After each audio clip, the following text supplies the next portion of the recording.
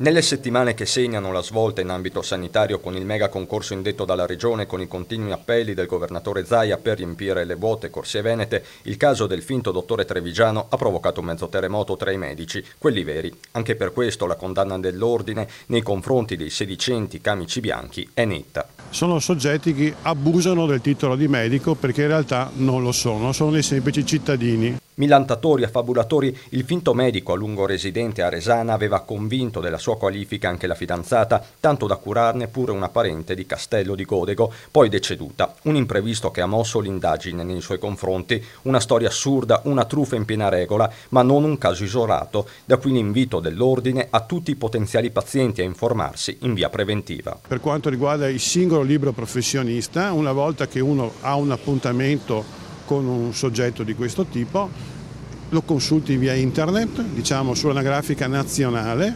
oppure chieda il numero di iscrizione all'ordine di riferimento. Ma a controllare devono essere anche tutte quelle strutture che assumono medici sulla base delle autocertificazioni. L'autocertificazione è una semplificazione amministrativa. Poi le amministrazioni devono chiedere agli ordini medici di competenza se il signore che si presenta con questo documento è effettivamente iscritto a un ruolo e avere la conferma della qualifica professionale. Innanzitutto le istituzioni devono tutelare il cittadino assumendo persone che siano qualificate.